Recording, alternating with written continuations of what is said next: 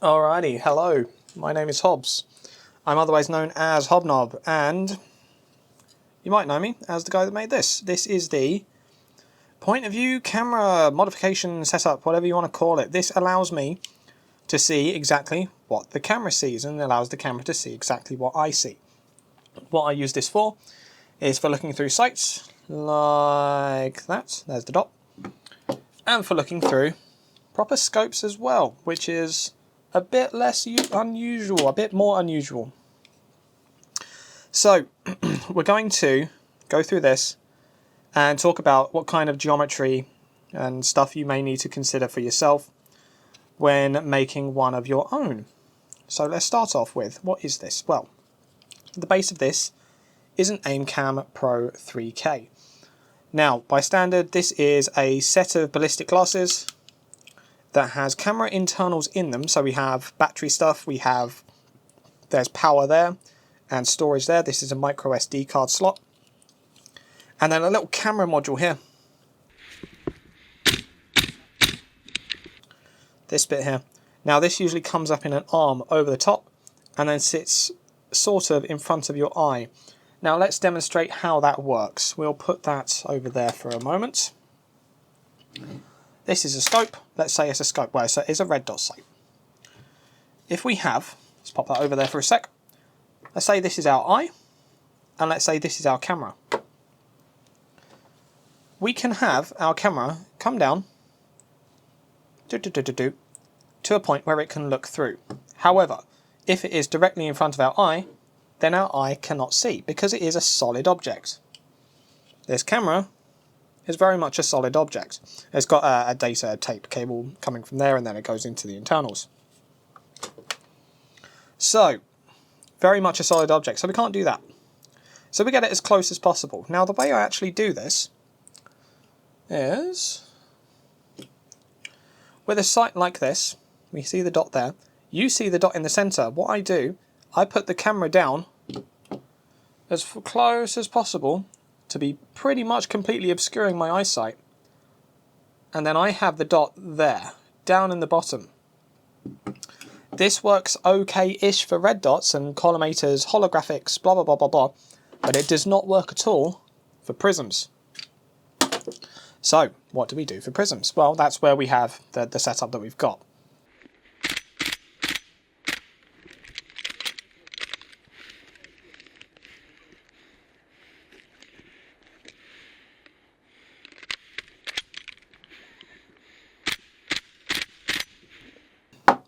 Good tea. So, the setup that we've got uses a one-way mirror. This is something I saw on Detroit Become Human. I was watching a stream of someone playing that, and there's a scene where Connor, the police android, he's in a police interview room, and you see the mirror that is in all the police interview rooms, where on one side, the perpetrators, the criminals, they look at it and see a mirror, but then the people on the other side, in the observation suite, they see a window they can see through. And I thought, hang on, what if we do that to a camera? What if we have a camera coming in at an angle and then viewing one of those mirrors? The camera sees a mirror, but the eye behind it sees a window. Well, that could be pretty cool, couldn't it? That could work quite well. So, that's what I did. So, instead of having the camera come down through like this, turn it to a 90-degree angle, near enough, we'll talk about angles later, and then we have a mirror, a one-way mirror, at an angle. So then we have, let's use an Allen key as a right angle. Loop. So then the camera looks down and the light bounces off. Well, the light bounces off into the camera. The camera's viewpoint bounces off and looks through the sight. At the same time, the eye looks through the window and sees the sight. This works for red dots and it also works for scopes. So, at the moment we have this in portrait mode. Portrait configuration. It's not easy to switch.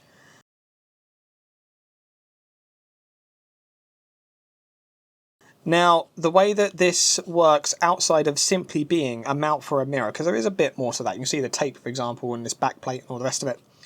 The way that one-way mirrors work is dependent on ambient light versus one side to another.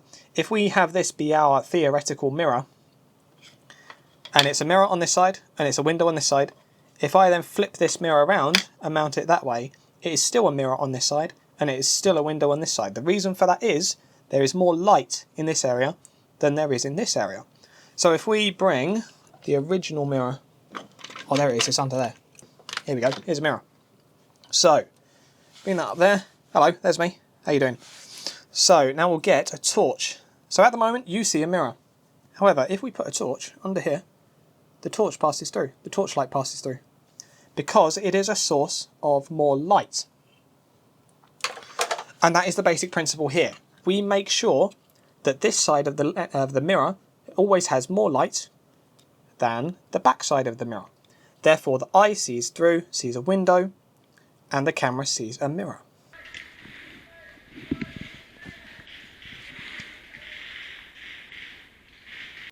When doing this in the landscape mode, the camera is on top pointing down, like so.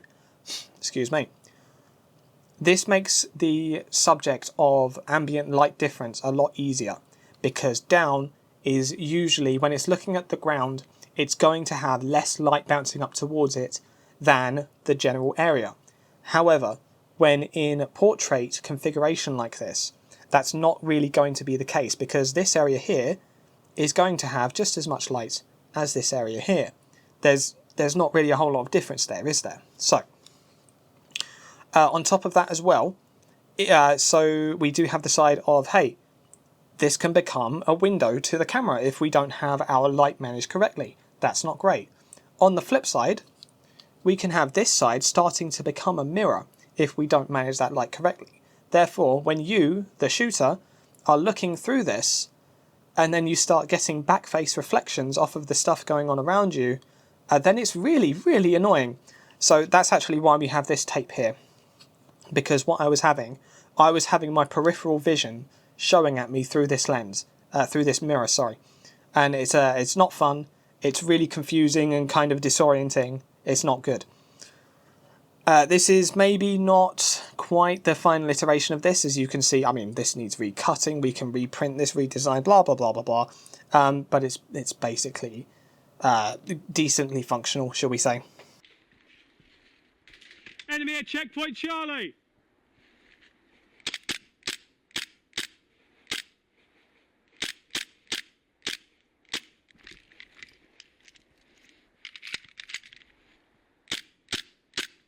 So, back face reflections are a problem in the portrait mode. They're not as much of a problem in landscape configuration, where the mirror, where the mirror is in that direction and then angled that way, because then, like I say, it's dark underneath and it's light out front. So that is why we do our little bits and bobs to manage our light going in and out of each side of the mirror. We also have our angle to consider. So if we have this is a right angle, easy peasy, nothing problematic there. However, you don't actually look through a scope in a right angle to your eye. It's actually off to the side slightly. Everyone is different, and each rifle is different as well. Each design of rifle will have you come in at a slightly different angle, so it's worth always doing a bit of a test beforehand, before going out to a game, to see how the camera kind of deals with these different things.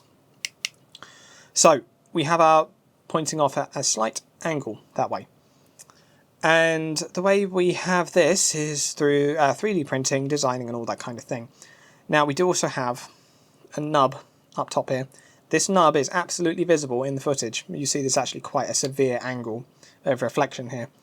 We cannot really bring this camera closer to the face, just because of the design of the rail that it's sitting on and all the rest of it. We could cut off the nub, potentially. However, whether you clip it with some wire clippers, saw it, whatever you do, that is quite a direct application of force to the camera internals. So I am not personally confident in doing that. Excuse me. Not personally confident in doing that at all. So I'm not going to, and then I end up sort of cropping out usually the footage in that area. So that is the basics of that. We've got lights management with that. Height tolerance for head angle. Shooting in portrait also gives you the benefit of having more tolerance for head angle. When, how should we describe this? Let's pretend for a moment that we're not dealing with a red dot sight.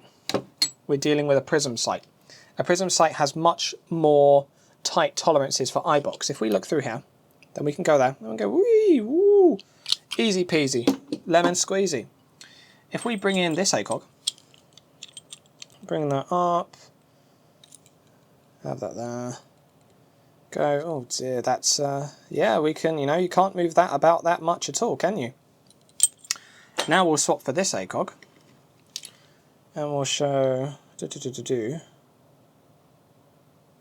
a better picture for sure, but we still don't have as much movement as we did with the red dot sight, because we can take the red dot sight and we can just be like, whoa, whoa, whoa, whoa, and it's absolutely fine.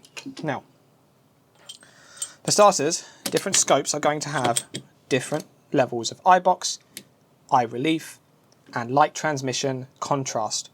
But mostly light transmission is the factor here, as well as eye box, of course.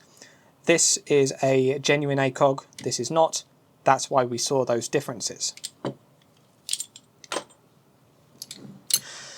Now, yes, we were talking about eye box tolerance. So, if we have this, and we have here, and our head comes in like that, and it's totally fine. If we're totally standing upright, then this is not a problem at all. However, you're not always going to come in totally upright, of course not. If you're bent down slightly, then your head, let's say, what should we say? Let's say that is our head angle as opposed to our eye angle. You can see the orange there? Yeah, just about. So you're not always going to come in with your head level. If you're bent down slightly, then your head ends up being at a slight angle there. If you're crouched, it's a bit more. If you're prone, it's all over the place. It's different. It's completely different. And so, this is fine for our head angle to be there because our eye compensates. That's not an issue at all. However, the camera system does not. So if we move our head angle slightly, because we've bent down, we're behind cover, whatever we're doing, suddenly our whole camera system tilts by a lot more. And not only are we not pointing in the correct direction, but also our system is not at the same height it was before.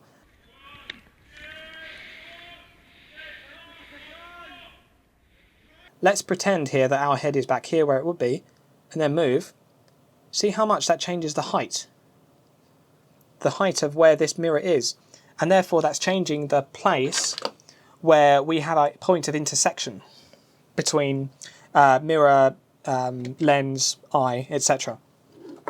So we want to keep that consistent. Now, you can't see what the camera is seeing in real time in terms of having a point of feedback like on a camera screen or a phone screen or whatever. Can't do it. That's not how this camera works. But what you can do, you can introduce a point of reference behind your eye on your side of the mirror. So that's what I did. If we bring this up, we can see a blue tack donut. Now what that is our point of reference here.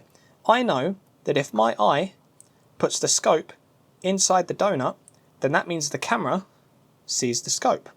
Now, we can already see an issue here, in that we still have this amount of rotation. Because the donut is on this side and not this side, we have to account for the thickness of the mirror. When I say we have to account for the thickness of the mirror, I mean we have to allow a percentage of failure for the position of the mirror. Because this is, what is this, 2 mil, 3 mil? It doesn't look like 2 mil, but we'll see. Yeah, that's 3 mil. So 3 mil thick that's not polycarbonate, that's one-way mirror. And so again, that results in a margin of error. But we do what we can with what we've got.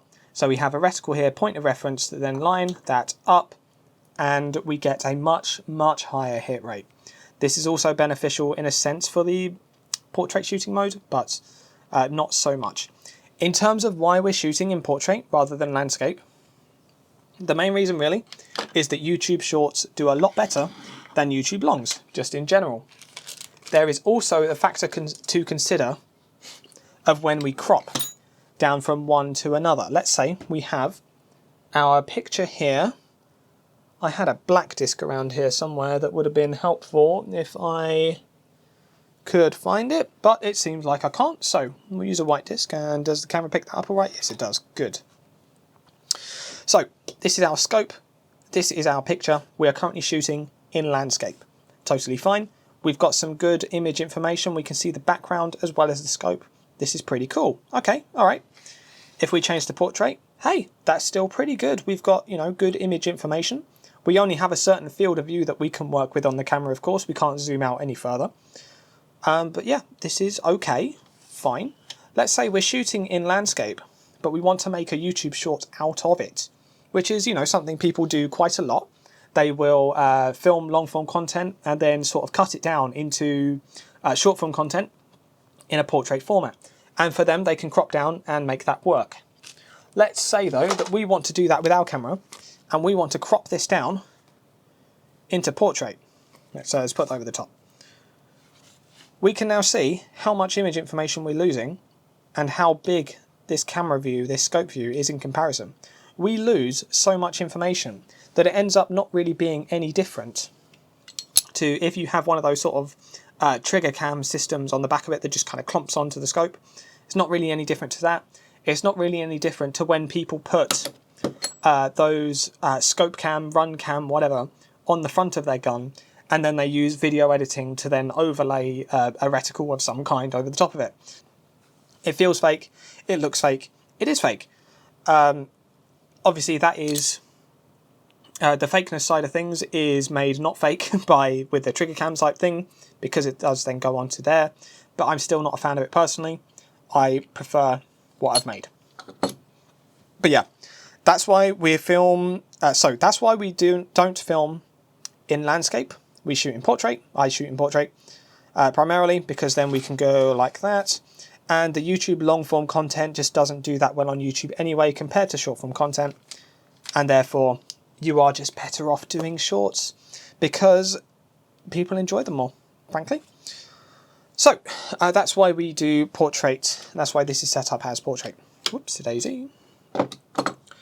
What else have we got? We've covered the internal reticle. We've covered so the height and eye relief type stuff, and that's why we have the reticle in there.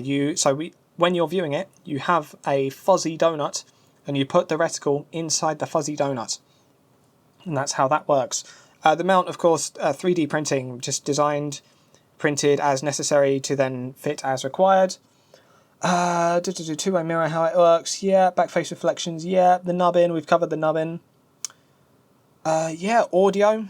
Audio is not run through this at all. Audio is done through a separate offboard setup that then goes through into the GoPro. And that's how that works. I was going to mention... yes, of course. The ways in which it sucks. So, this is not really particularly fun to use. In the sense that it's... going back to the way a one-way mirror works, relies on light outside, dark inside. Even if you are dark inside, this will cut off quite a lot of light to the dark side. It's just part of the way that the physics of it works. This means that this area of your vision as the shooter is very, very dark, and you lose quite a lot of contrast as well. What this means is that if you use something like a reproduction ACOG, where the light transmission already suffers a little bit, it ends up being an absolutely horrible experience because you can't see a thing. The light transmission is cut off so much that you can't see. I had a time a while ago when filming with a really fancy Vortex Razor. It's mounted on another gun right now. I can't get it out. But I was going bang, bang, bang, bang, bang, and I'm doing what I can to see stuff. But I actually ended up shooting a friendly in the back from really close range because I thought he was one, I thought he was a tree. Two, I didn't realise I was pointing at the tree because you just can't see that well. So with a reproduction scope like this, we have that amount of light come through. You can just take that as a reference point for how bright that wood is. And with the proper scope, we'll get that out of the way of what the wood that we would be pointing at. With the proper scope, you can see that wood is much, much brighter. That makes this camera setup ridiculously expensive because you have to buy expensive scopes in order to see through them. This is not a flex, this is a cry for help. I've ended up having quite a lot of expensive scopes now. This is actually a relatively new purchase. The reproduction scopes don't really work well at all with this mirror setup because, like I say, light transmission loss from this, light transmission loss from this, it's too much. There is already light transmission loss from this, and it makes using a fancy scope like this not fun to begin with, which is unfortunate. It is, like I say, one of the reasons I don't really like using this setup a whole lot. It's tough. It really is tough because, like I say, it makes it not fun. But that is where we are. The end result is footage that is very satisfying to shoot, very satisfying to watch. It's really unfortunate that the design is what it is. In terms of improving that, if you want to improve on what I've done and make this better, you have got some options.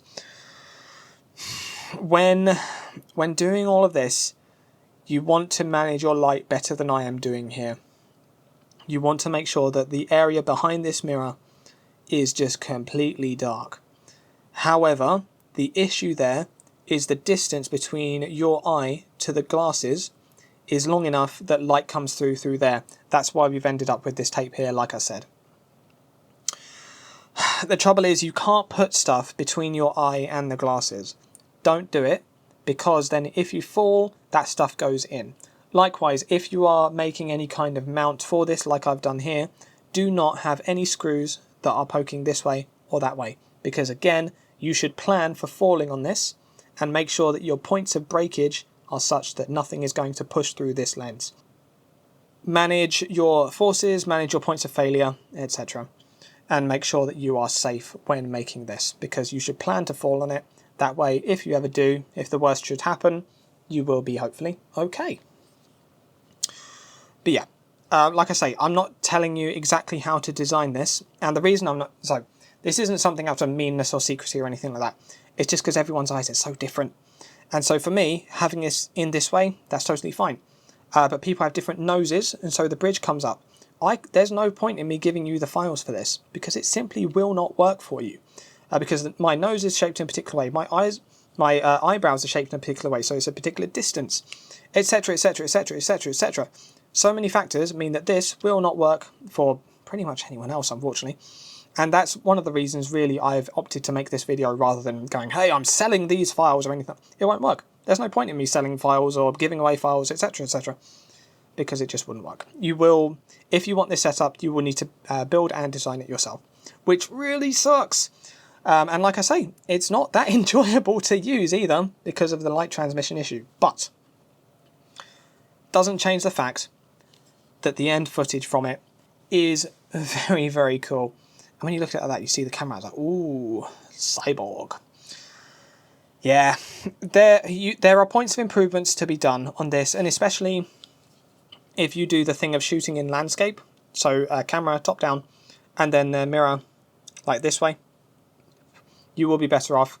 You will have an easier time of managing your front light versus back light.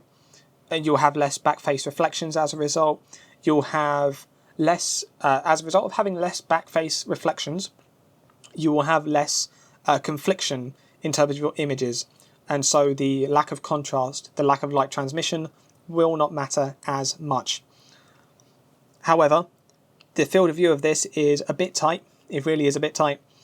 And so if you then try to crop that down into a YouTube short format, into a portrait format, it ends up being quite a constricted viewpoint.